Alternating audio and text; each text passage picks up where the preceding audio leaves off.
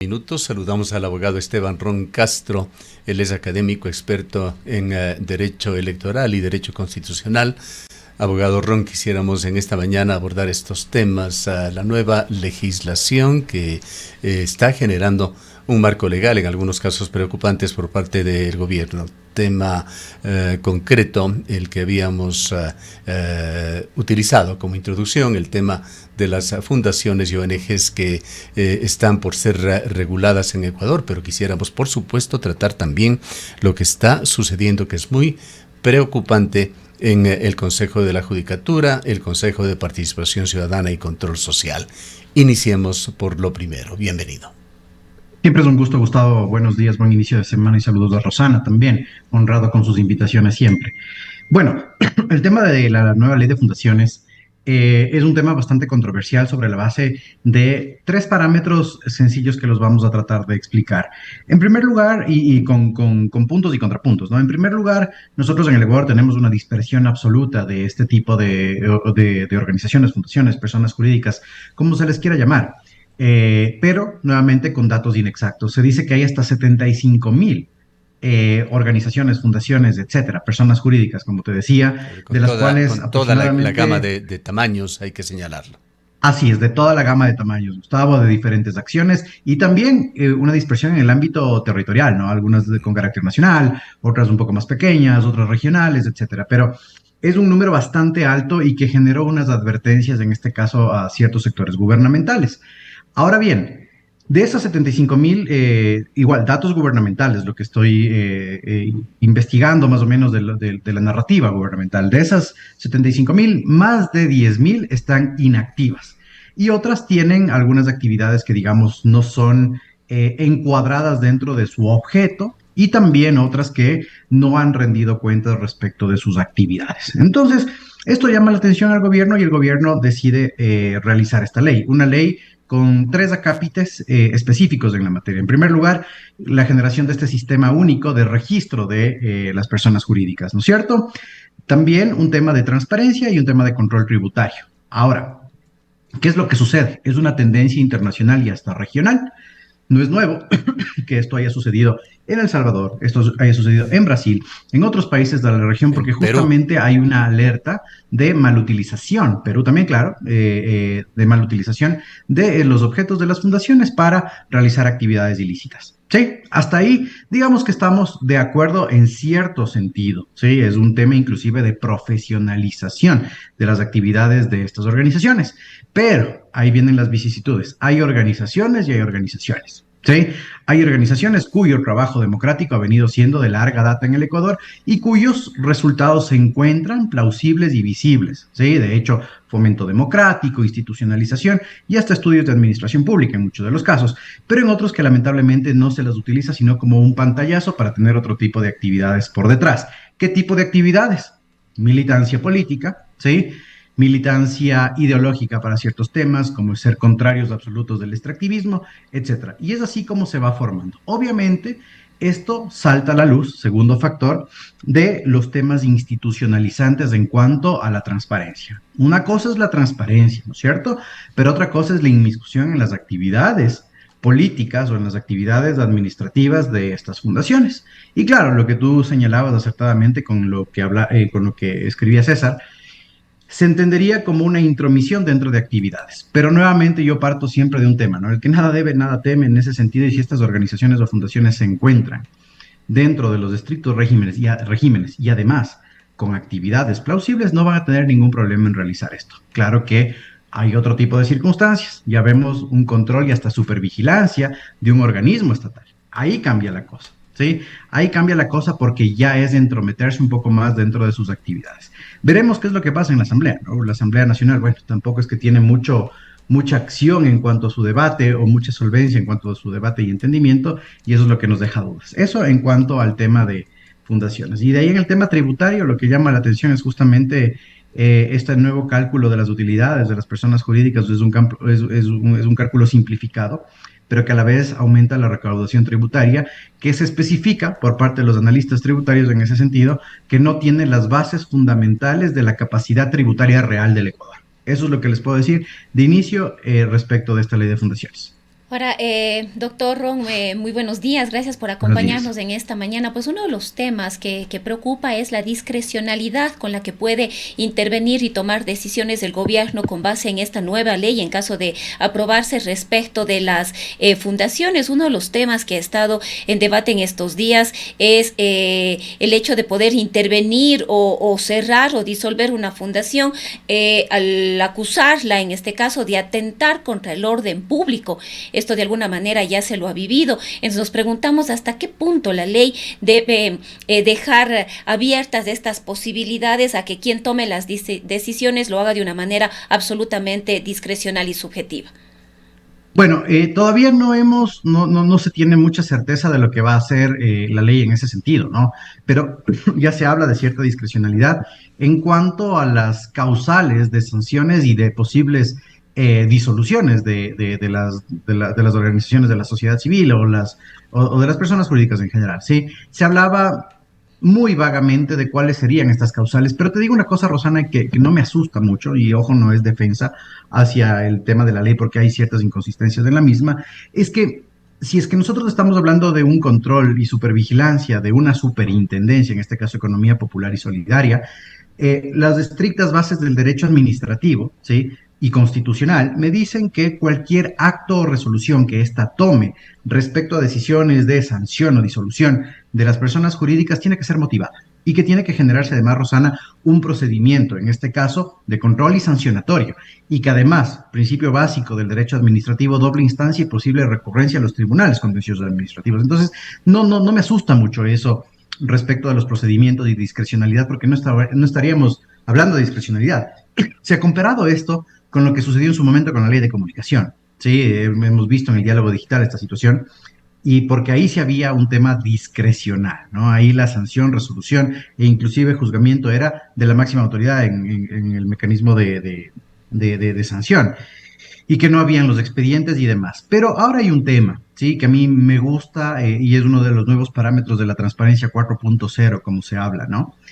Se considera un valor aquí y que es un tema de doble lado, que es la evidencia pública, ¿sí? Estas organizaciones no gubernamentales y demás tienen elementos de evidencia pública. Si es que los elementos de evidencia pública denotan, y por eso te digo que es de lado y lado, una actividad decente, correcta y demás, las fundaciones no van a tener ningún tipo de problemas.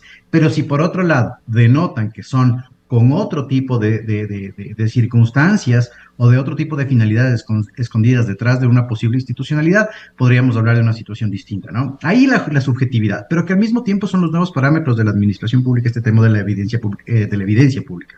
Sin embargo, hay que ver, como te digo, estamos muy madrugando mucho todavía, ¿sí? Aquí los llamados de atención, y ustedes lo hacían muy asertivamente respecto de las actividades de un asambleísta antes de la entrevista, es hacia ellos, ¿sí? Es hacia los asambleístas, que realmente se dé un tratamiento técnico y específico de la situación para que den los niveles de certeza, en este caso a los representantes, y que los gremios, en este caso el gremio, sea escuchado dentro de la asamblea, pero nuevamente con fundamentos, ¿sí? No solo Claro. discursivas o narrativas. Ahora, usted se ha referido a lo que ha sucedido en varios países de América, en muchos de ellos se ha dado este tema, y uno de ellos es El Salvador, donde prácticamente fueron disueltas todas las fundaciones, ONGs. La experiencia en Ecuador tampoco fue buena, recordemos lo que pasó con el correísmo. También entendemos con buenas intenciones, se trató de quitarles peso a las fundaciones, asumiendo el Estado la labor que hacían. Aquí en la ciudad de Cuenca había una serie de ONGs, fundaciones que trabajaban, por ejemplo, por los hijos de las personas detenidas en las cárceles, otra que trabajaba por los niños con parálisis infantil, y así por el orden. Decenas de organizaciones, algunas de ellas que habían venido construyendo, diríamos, un capital social por muchísimos años, con propiedades, con infraestructura, prácticamente desaparecieron. Lo tomó el Ministerio de Inclusión Económica y Social a cargo, y el resultado al final de algo más de una década es que todas estas, o la gran mayoría, desaparecieron o se mantienen en una situación tremendamente precaria, como es el caso de los ancianatos aquí en la provincia de La Suay, que han terminado viviendo simplemente de las motivaciones de la caridad pública, que es lo que no quisiéramos que se repita. Sí, mira, y es ahí uno de los puntos, Gustavo, que tú señalas, ¿no? Hay una diversidad, ¿sí? En este caso de regímenes asociativos. Hay bastantes tipologías de personas jurídicas, ¿no es cierto? Que pueden estar dentro de esta situación. Y dentro de esas personas jurídicas, de estas fundaciones, muchas veces tienen, y que casi, bueno, todas no tienen ánimo de lucro, muchas veces tienen un aspecto de caridad, ¿no? Y un aspecto de colaboraciones sociales y demás, que tú dices, ¿para qué se necesita un tema de un control tan exhaustivo? ¿Sí? Y ahí uno de los puntos más diferenciadores en esta ley, que es la estratificación del tipo de fundaciones. ¿Sí? Al parecer, dentro del proyecto de ley entran todas estas personas jurídicas dentro de un mismo saco. Pero como te decía, ese es uno de los llamados de atención a la Asamblea, para que, en primer lugar, lo que siempre hemos dicho, inclusive en entrevistas contigo, Gustavo, partir de una realidad censal, ¿sí? Porque los datos que nos dice el gobierno es 75,000, 64,000 en funcionamiento, personas jurídicas, pero acá, ¿a qué se dedican cada una de ellas? ¿Sí? ¿Cuál es el registro? ¿Cuál es su actividad? ¿Hay actividad perenne? ¿No la hay? ¿Cuál es su principal forma asociativa? ¿De dónde vienen los fondos? Etcétera, ¿no? Esa realidad censal del tipo de actividades es lo que se ha desconsiderado dentro de este ejercicio legislativo. Entonces, eso sí llama la atención y principalmente si es que este tipo de asociaciones cumplen con una labor de carácter social y no manejan fondos en ese sentido internacionales y demás, no hay de qué preocuparse. Y por otro lado, valdría la pena inclusive estimular su actividad para que cumplan con determinadas actividades en las cuales el Estado también es incompleto. Entonces, sí, eso es una de las grandes preocupaciones, Gustavo, que no se parte de un estado situacional ni de una realidad censal. Y de ahí que el gobierno trate de entrometerse y demás en las actividades. Te digo que esto es una alerta y igual buscando algo de narrativa previa para la entrevista, que no inicia este año. El presidente Noboa e inclusive la canciller ya hablaron de este tema el año anterior, cuando se iniciaba el proceso de campaña electoral y se dieron los primeras elocuciones en esta narrativa y en esta situación. Entonces, es algo que parece que va en construcción ya algún tiempo sobre la base de algunas alertas, pero hay que ver cómo va decantando en la Asamblea y este tipo de llamados de atención para que justamente se hagan las diferenciaciones respectivas, Gustavo. Para ir ya a temas relacionados con el Consejo de la Judicatura y del Consejo de Participación Ciudadana, terminemos con otra inquietud que ha generado este discurso del gobierno. El gobierno ha justificado en alguna medida su preocupación sobre fundaciones y ONGs, alegando que algunas de ellas estarían siendo utilizadas como vehículos para ingresar dinero ilícito, financiar actividades criminales, desestabilizar el país. De allí el comentario justamente de César Ricaurte, de que señala la sospecha como política, anotaciones de la sociedad civil, que es el título de su artículo, que pone el dedo en la llaga. Sería bueno que el gobierno puntualice de que efectivamente no se caiga en lugares comunes y se diga cuáles son estas fundaciones ONGs que atentan contra, más que el interés del gobierno del Estado, contra el interés público. Justo lo que te decía, ¿no? Hay las advertencias en este caso que fueron manifestadas por el presidente y canciller el año anterior de que ciertas fundaciones u ONGs servían de fronting para recibir dinero extranjero y que su finalidad era la desestabilización de carácter político en todos los niveles, ¿sí? Y que en esa situación se encontraban algunas personas jurídicas y que no respondían realmente al ánimo de creación y que de hecho servían, como te decía, de un fronting o una pantalla para realizar determinadas actividades, pero que por detrás movían otro tipo de intereses. Inclusive se hablaba de posibles candidaturas, financiamiento de la política, etcétera. Y lo que preocupa acá, y lo que, bueno, ahí concuerdo con lo que pone César en su editorial, es que no hay la información suficiente. Y claro, el gobierno ha escudado este tipo de circunstancias, Gustavo, en la base de informes de inteligencia y demás que vienen a ser, no son conocidos por el público, son informes cerrados, son informes confidenciales, pero no nos dan mayores detalles. Entiendo que esto por el proceso de análisis no puede ser público, ¿sí? No puede ser público porque estamos hablando inclusive de investigaciones de carácter criminal, pero en otro tipo de circunstancias sí podría realizárselo, ¿no? Y el problema acá es que no se sabe, mejor dicho, a quién se va a atacar, porque en este caso los informes de inteligencia no son suficientes, sino que se requiere de ver qué es lo que se está maquinando detrás de este tipo de organizaciones de sociedad civil y fundaciones. Entonces, de ahí se parte o de ahí se va el tema del control. Y ese control es el que va a dar las razones para intervenir o no intervenir, de lo que entiendo la estrategia estatal. Pero de ahí en más, pedirle al gobierno que diga cuáles son, no lo va a hacer. No va a ser bastante complicada esta situación y además el problema es que todo se está poniendo dentro de un mismo saco y es ahí donde se sienten ofendidos algunos actores. Además, doctor, uno de los objetivos, según el gobierno, para avanzar en una propuesta normativa de este tipo es combatir el lavado de activos. Nos preguntamos si las entidades llamadas a combatir precisamente el lavado de activos están lo suficientemente fortalecidas para de alguna manera avanzar en este proceso, porque entenderíamos que existen todos los mecanismos en las instituciones y en la ley para combatir el lavado de activos, para enfrentar, castigar el lavado de activos, pero esto en definitiva no se cumple o se cumple muy poco. De ahí el gobierno crea una nueva ley y esta ley efectivamente con este control permitirá el control del lavado de activos.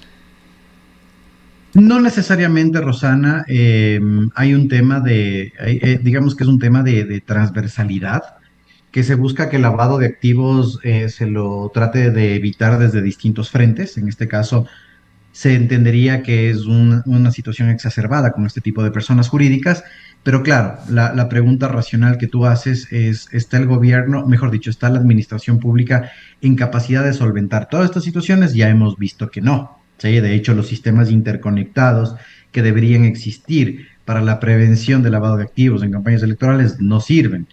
El tema de la UAFE está bastante aminorado en cuanto a su fuerza en la administración pública. Bueno, Rentas Internas está con otro ánimos en este momento, está buscando capacidades tributarias de los ecuatorianos y otras instituciones como las superintendencias no funcionan entrelazadas entre ellos. Esa es la gran duda y lo que genera. Yo como abogado, en ese sentido te digo, las leyes no vienen a ser la solución a problemas estructurales, como en este caso el lavado de activos, pero más que nada el origen de este lavado de activos, que en el Ecuador principalmente es el narcotráfico, como ustedes y nosotros sabemos, no solo de un estudio de percepción, sino que está demostrado. Entonces, la ley puede ayudar en algo, pero es un paliativo temporal y coyuntural. No necesariamente va a cambiar el esquema que nosotros tenemos en el Ecuador. Bien, vayamos al otro tema, doctor Ron.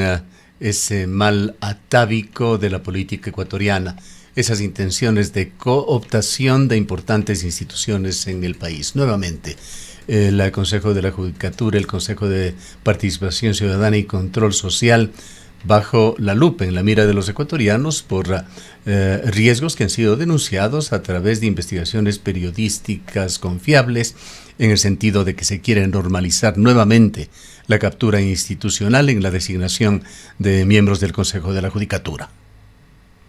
Sí, bueno, a ver, ahí es un problema de otra índole, ¿no? Uh-huh. El Consejo de Participación Ciudadana y Control Social es una institución fallida hace años ya. Este pleno, con el presidente, trató en su momento de solventar algunos temas concursales, cambió el régimen concursal, lo simplificó, etcétera, y parecía que iba a llegar a determinada orilla, pero vemos que definitivamente no, ¿sí? Y vemos que el Consejo de Participación Ciudadana, Gustavo, definitivamente viene a ser, no sé si un botín político o más bien un móvil, en este caso, político. Es decir, se busca que el Consejo de Participación Ciudadana no tenga incidencia, pero al mismo tiempo se trata de inmiscuirse en el mismo. ¿Y por qué? Porque tenemos concursos de absoluta e importante relevancia en el Ecuador. Principalmente lo que vemos ya, el tema del concurso del fiscal, Consejo de la Judicatura, Consejo Nacional Electoral, entre otros, y que lamentablemente en el Ecuador este esquema de cooptación de las instituciones se entiende como el único esquema de gobernabilidad. Ahí el problema. Sí, el problema no está en la independencia de funciones, etcétera, sino que el problema está en que la única forma que se ve para gobernar es la cooptación de las instituciones para ejercer algún tipo de control y más bien no mejorar la administración pública como en lo electoral o en este caso la administración de justicia y la investigación en el tema de la fiscalía. Se intenta un juicio político al presidente del Consejo de la Judicatura, ¿Sobre la base de qué, Gustavo? De un voto salvado del Tribunal Contencioso Electoral, ¿sí? Es decir, de una parte de la sentencia que te emite una circunstancia, hay una motivación y una resolución, pero que no fue tratado el tema de fondo, ¿sí? Por haber estado afiliado, etcétera, a organizaciones políticas, ya lo explicó el consejero Albán en su momento, pero se inicia un juicio político sobre la base de un documento, o en este caso de un voto salvado de una sentencia, que no tiene mayor relevancia, ¿sí? Porque causales para iniciar juicio político a este CPCCS hay en sobra, ¿sí? Principalmente como no han logrado destrabar el régimen concursal que nosotros tenemos en el Ecuador. Entonces se toma esto en el CAL, se hace la presión política, no sabemos si es presión política, no sabemos si es juego político, no sabemos tampoco cuáles son las intenciones o quién está detrás de esto para buscar qué. Y se genera mayor desestabilización. Se hablaba, hoy en la mañana, escuchaba que el concurso, por ejemplo, para el nuevo fiscal general, se estima que en 60 días, en este caso, o mejor dicho, a finales del mes de octubre recién, haya la comisión ciudadana para la selección del fiscal. Pero esta puede ser demorada hasta octubre, perdón, hasta diciembre, por 60 días más. Y en ese sentido, nos vamos a demorar nuevamente en el tema del fiscal. Lo del CNE no avanza. La judicatura, que es imperioso, ¿sí? Imperioso que se haga la renovación, de la misma manera detenido porque se está en el cálculo político. Entonces, si es que el Consejo de Participación Ciudadana como institución fallida tampoco se le aporta de determinada estabilidad en los regímenes concursales o no concursales, ¿para qué le pedimos peras al olmo? ¿Sí? Eso es lo que está pasando y vemos que nuevamente los intereses ni siquiera político-partidarios, sino los intereses personales están tratando de, en este caso, inmiscuirse dentro de una institución y buscando autoridades. Mira, por ejemplo, la denuncia que hizo el exministro de la Gasca respecto de cómo se solicitaban puestos y demás. O sea, realmente el Ecuador y en el ámbito de administración de justicia es preocupante, Gustavo, y más aún que esto sí es entendido como un botín político o un botín de gobernabilidad.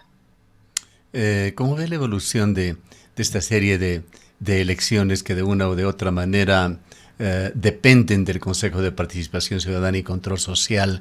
¿Y cuál es su concepto, sus juicios de valor sobre Mario Godoy, el actual presidente del Consejo de la Judicatura? Mira, no conozco mucho de la trayectoria de Mario Godoy. Entiendo que tuvo algunos pasos por instituciones públicas, que es formado en cierta actividad, inclusive anticorrupción, pero digamos que como presidente del Consejo de la Judicatura ha tenido actuaciones por lo menos no oscuras, por lo menos no oscuras. Por ahí algunas cosas se decían en cuanto a ciertas evaluaciones respecto a la jueza Nubia Vera y demás, pero que finalmente no tuvieron prueba.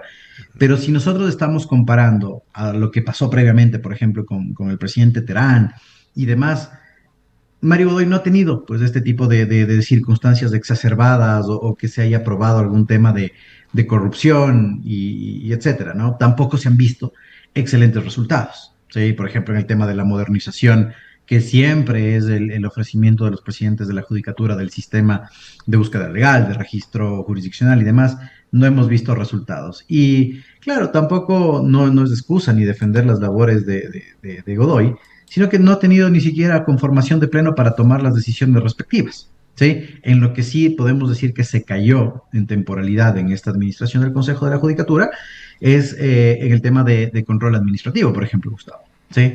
En el tema de control administrativo de jueces. La semana anterior fue noticia que habían prescrito decenas de causas y que en ese sentido no, de control administrativo, de control disciplinario, y que en ese sentido no se lograron solventarlas porque el Pleno no tenía esta conformación y un juicio político a Solanda Goyes, desentendimientos con la consejera Yupanqui, etcétera, ¿no? Entonces, el tema de la gobernabilidad, digamos que no es imputable a una sola persona, pero tampoco no se vieron esos niveles de oscuridad como se vio previamente en otros consejos de la judicatura, en otros plenos, mejor dicho. Y no hay como que un elemento valorativo para decir fue bueno o fue malo, porque en este tipo de cargos no hay pues una circunstancia intermedia ni valorativa. Ahora, ir de lo peor, algo mejor, aunque sea inestable, algo nos dice, ¿no? Que se va en mejora, pero no vemos resultados todavía. Ahora, entre todos estos dimes y diretes, estas definiciones que se irán viendo en los próximos días, lo que está de por medio es la legitimidad de la justicia como poder independiente en Ecuador. Sí, y eso es ese es el gran problema que nosotros tenemos acá, ¿no? Te digo que la implosión del sistema de administración de justicia en el Ecuador es evidente, notorio, público y que genera un hartazgo y una desazón en todos los niveles, ¿no? No solo en los abogados y colegas que litigan, también a nivel académico, a nivel institucional, porque tú ya no confías no en el Consejo de la Judicatura ni en la Fiscalía, sino ya en un conglomerado, en la función de administración de justicia, en la función judicial ya no se confía. Ahora, el tema de la función judicial, Gustavo, la única forma de generar un rescate, y no sé si en este momento todavía tenga aplicabilidad el tema de la ley de integridad pública, porque entenderíamos que esto la próxima semana se revisará la constitucionalidad de la misma, pero yo creo que es el punto nuevamente de declararlo en emergencia y proceder con algunas acciones que son radicales. Sí, ya que se está ejemplificando muchas veces y homologando las actividades salvadoreñas, pues eso también sucedió en El Salvador, ¿no? Hacer una intervención directa en el sistema de administración de justicia, proceder con ciertas decisiones que son muy fuertes, que van a generar desazón, pero por último te generan estabilidad posterior. La evaluación de funcionarios, de jueces, de tribunales, de fiscales, de otros funcionarios judiciales, a todos los niveles. Y otra cosa que es sumamente importante, Gustavo, que es el tema del examen de habilitación profesional, ¿sí? El gremio de abogados, y he escuchado a los representantes de gremiales, colegios de abogados, etcétera, hemos hablado del tema del examen de habilitación profesional, ¿sí? Y también el tema para hacer una analogía con el fútbol, el tema de las tarjetas, ¿no? El de la deshabilitación profesional sobre la acumulación de procesos disciplinarios y demás. Entonces, si se quiere reivindicar en este sentido a la profesión y si se quiere reivindicar a todo el sistema de administración de justicia, sí hay que hablar ya de una purga mucho más estructural. Y eso solo se logra con decisiones muy fuertes, trascendentales e inclusive de este posible estado de emergencia que podría tener la función de administración de justicia, la función judicial. Bien. Queremos agradecerle mucho por habernos acompañado. Siempre es un gusto, Gustavo. Excelente resto de semana. Y a Rosana, un saludo también. Gracias. Declaraciones del abogado Esteban Roncastro. Él es académico experto en Derecho Electoral y Derecho Constitucional. Son